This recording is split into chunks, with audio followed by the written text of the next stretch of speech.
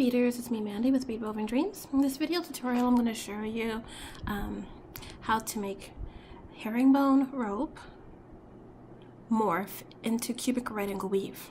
Okay, so I've already got one section of this the bracelet started so far, because I'm going to do 3 strands. So I already have 1 strand started already, and basically it's really simple. What you start off with, I'll show you at the very beginning, excuse me, is tubular right angle weave. Tubular herringbone. Okay, so start off with tubular herringbone. Here it is at the start. At the bottom here, tie it and close off. Got a little tail here just in case I want to add more, but I don't think so. And so then you do the cubic right angle weave, herringbone, cubic right angle weave, so forth. Also, the cubic, the bicones, the 4mm bicones that I'm working with, are on one side, just the front side of the bracelet. On the other sides here, as you see, are all 8/0 size 8 beads. Okay. So I have right here, I'm going to start morphing into cubic right angle weave. Right here I have a section of tubular herringbone that's 11 rows high. You can do as many rows as you like, as high or as low as you like. As a matter of fact, with this one, I think it's just 9. I think. Yeah, it's just 9. So it's just 9 rows between, but like I said, you can do how many or as little as you like. So it's up to you. I got my needle here. And what you want to do, normally I like to close off the tops. After I stitch in the 11th row, I keep this open. So after you do herringbone in a normal way, you keep this open, just like that. You don't close it off. And I'm not doubling down. I'm maintaining really good tension, but I'm not going 2 rows down. I'm just going 1 row down when I add a row, just 1, instead of my normal 2, because I want this to be really flexible and fluid as a bracelet. All right, so this is the front. Yeah, this is the front. As you can see, it's open. I'm going to turn it to the side, just like that. So you can see the bicones are facing that way. So you see the side, all right? From here, what you do is you pick up 1 size 8 bead, 1 8/0 bead. And you are coming out of this column here. I'm going to call it column B, because I'm working on the side. So I'm going to call it column B, and this will be column A. All right, so this one column B, this one column A. So out of column B, pick up 1 8/0 bead and stitch down 2 beads through 2 beads of column A, like so, and pull.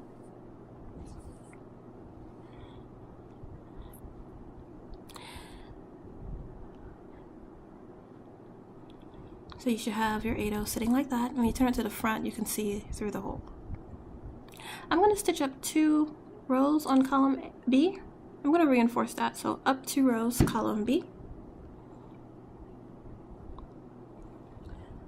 through the 8/0,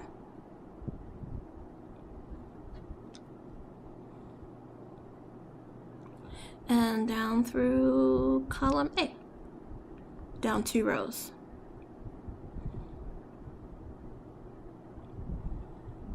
Okay. Excuse me. All right. So that's how it looks when you're done with one side. We're going to do the same steps on the other side. Okay. So we go to the back. Remember, we came down 2 rows, so we're going to go up 2 rows. We're not going to close off these rows at all. We're going to keep them open. The top rows, we're going to keep them open. So we're going to stitch up 2 rows.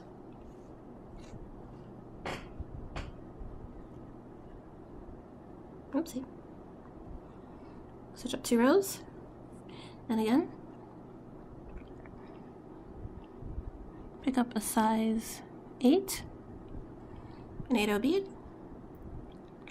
and we're going to call this column B. This one is column A.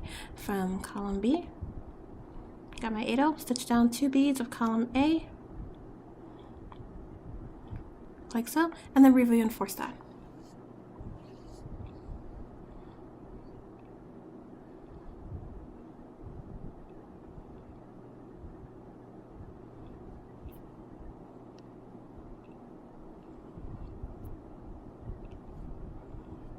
Go back through size 8.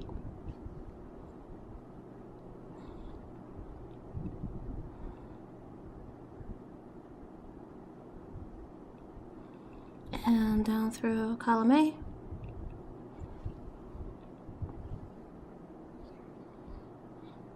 And then back up through column B. All 2 beads. Both beads there, 2 beads. And then through the 8-0. So we're exiting the size 8. Alright, now from here, excuse me, this is where we're going to start our cubic right angle weave. Alright, now I'm going to hold it. At this point, and you want to make sure you always keep this in mind when you're working on this bracelet. You have your bicones only on one side, excuse me, only on one side of the herringbone chain. So you want to make sure the bicones are always facing you. So here what I'm going to do is pick up, as I'm exiting this 8-0 here, and I'm working in a right to left direction. So I'm going to go from this 8 to the next 8. I pick up one 4mm bicone and stitch through, we'll call this number 1. Pick a 4mm bicone, stitch through the size 8 number 2, the second one.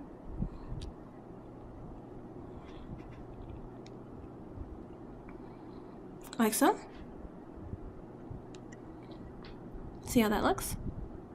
And then, now I'm exiting the second 8-0, I pick up one 8-0 and stitch back to the first. Like so. See that? So you have like a right angle weave unit right here. It's just that one of the beads is a 4mm bicone. From here we're going to go ahead and reinforce that. Reinforce all 4 beads. And then after we reinforce, we're going to exit the bicone.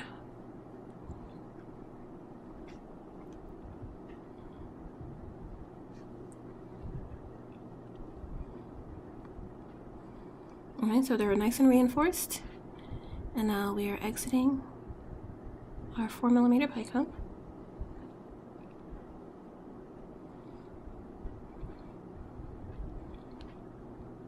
Now from here, we pick up 3 bicones.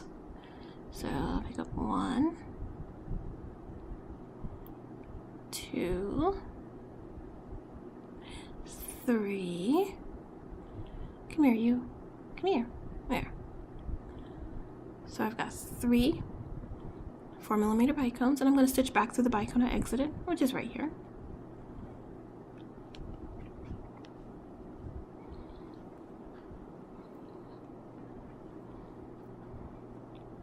And then we're going to reinforce all 4 beads.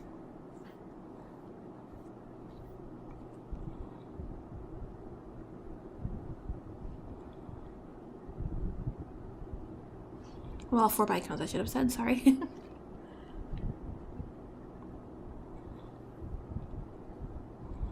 And then once again, we're going to exit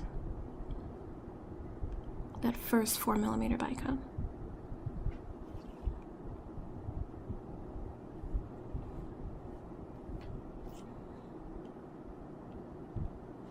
Okay. So now we're exiting the 4mm bicone, which is right here. Now we're going to stitch through the 8-0 and pick up 2 size 8 8-0s and stitch down through this bicone right here and through the 8-0 that we exited. And then we reinforce all 4, the first 2 beads that you picked up, then the bicone and the 8-0 that you originally exited. So that's nice and reinforced.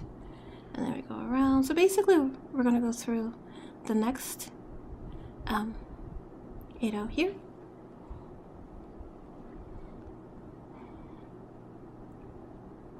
So this is the one we want to go through right here, not this one here. This one's towards the top, so we want to go through this one. We pick up 2 beads 2 8/0s, and go down through this one right here. Not the one that's on the top, like so. This one right here. And then stitch back through the bead you originally exited, and then just reinforce. So basically what we're doing is we're finishing off this cube, this unit of cubic red angle weave with all 8/0s. So only one side will be bicones, the front side, and the rest will be 8/0s. Okay, go through the next 8 right here. Go up to the bicone right here.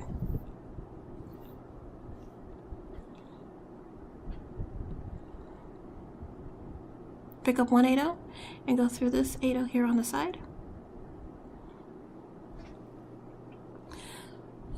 And then reinforce.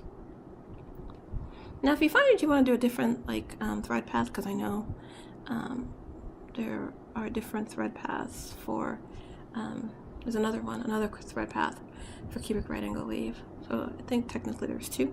If you want to do another one, that's fine. As long as you keep the bicones on one side, the front side. As long as you keep that on the front side. And, excuse me, the rest of the sides are done in size 8, you're good, okay? So now what I'm going to do is stitch up through, because I'm exiting this 8 right here. I want to stitch up through this bicone right here on the side. Oops, bicone. Right here on the side. I'm not going to close off the top just yet. These beads right here, I'm not going to stitch through them just yet. I'm not going to close that off. Alright? So what I'm going to do now is I'm going to put an 11/0 bead between each bicone. And I'm using a different color. So this is like green patina bronze, and this is Duracoat yellow gold. And so I'm just going to go from bicone to bicone around and fill in the spaces with just one 11/0 bead.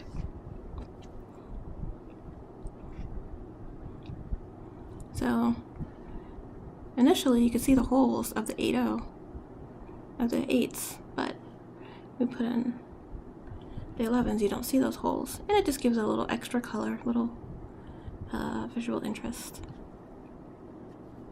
which I like. This is the last one. Okay.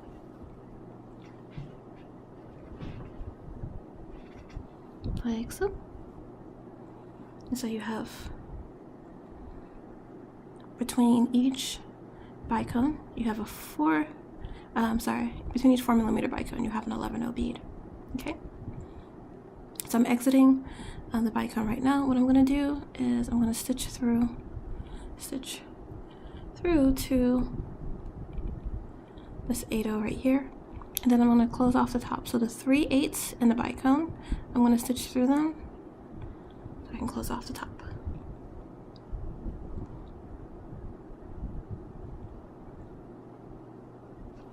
And also going to reinforce that too.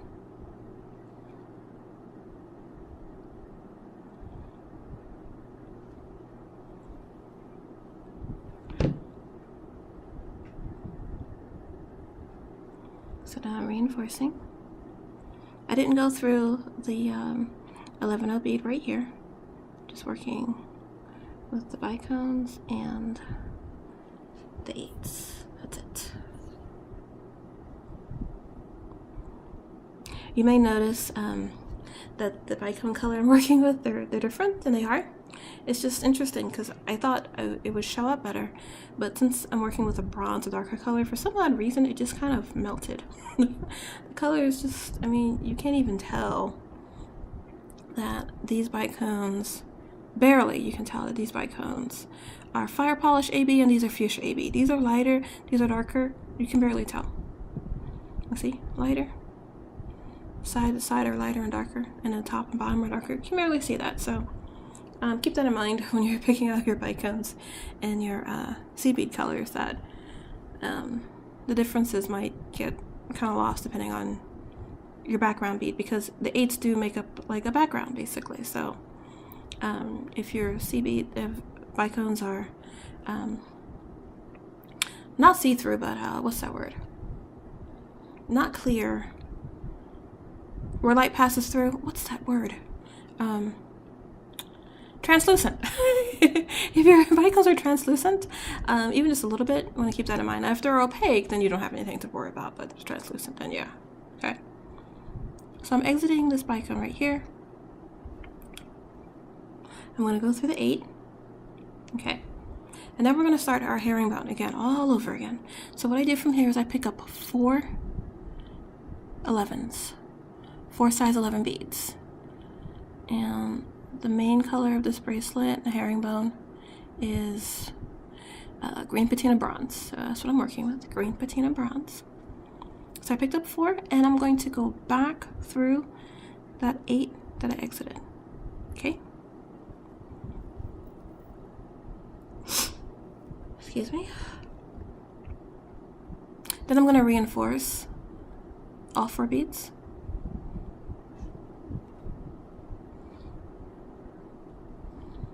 Go down, up through 2, down through 2, and then through the 8-0, through that size 8, and then pull. So I've got one side of my herringbone ready to go, and then I'm going to go through the 8 on the back,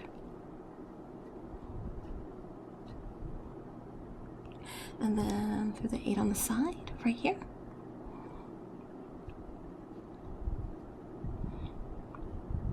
and then same thing on this side too. For this 8, pick up 4 beads and go back through the 8,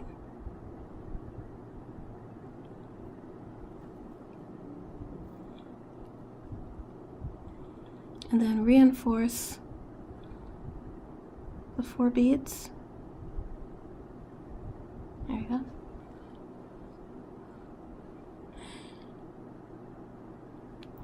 And then come down and exit the 8 again.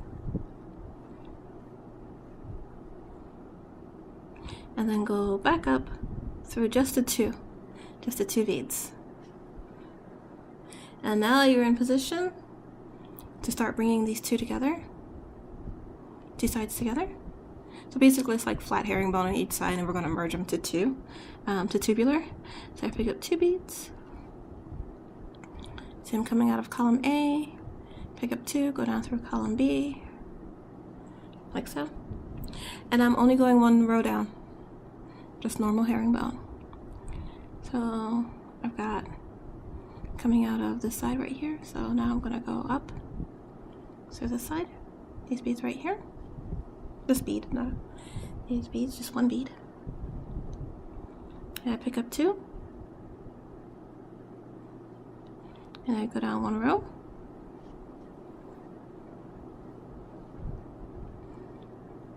Making sure my beads aren't twisted around. There we go. And then this is where I do the step up right here.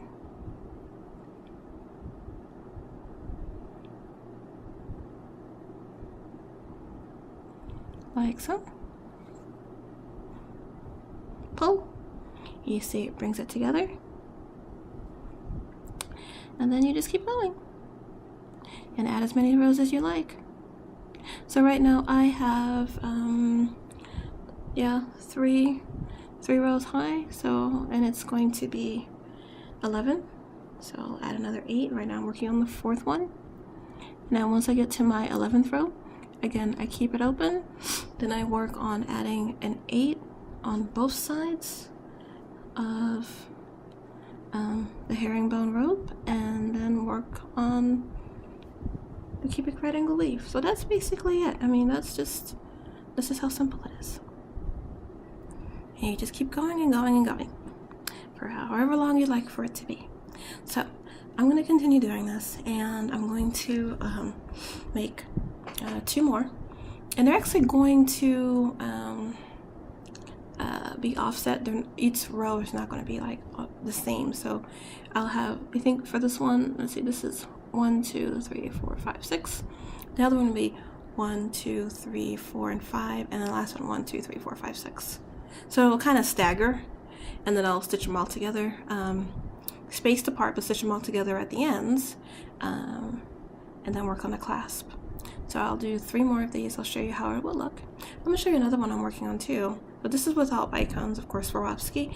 If you want a cheaper, cheaper, more affordable version, you can do Chinese bicones, or you can do 4mm fire polish. Now, it is a little bit bigger. Oops.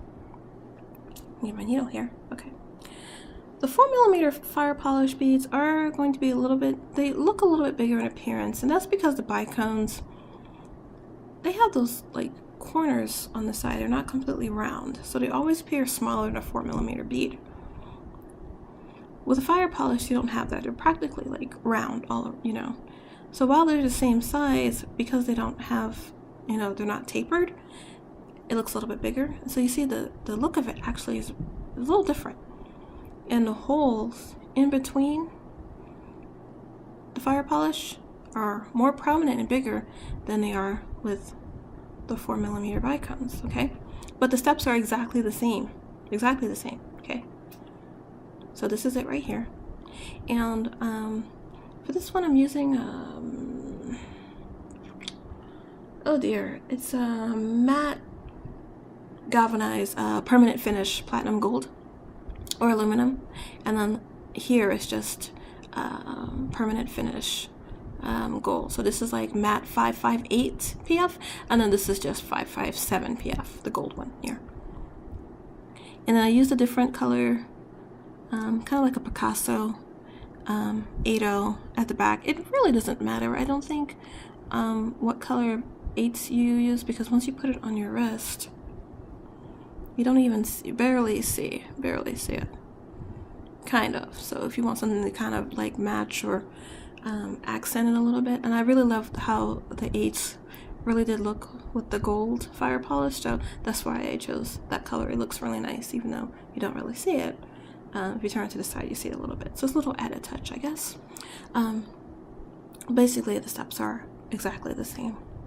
Only difference is when I did the herringbone here on like each side coming out of the 8, I picked up a 557, 2 558s, and a 557. So that way, as you can see, you have that 557 shiny gold bead closer to the fire polish, and then it merges into the matte, and then the 557 shiny gold, and then matte, and so forth. So that's basically it. So there we go. Like I said, I will go ahead and do 2 more of these, 2 more of the ropes here, and I'll put them together and I'll show you how to do that. So I will see you in the next 2 videos.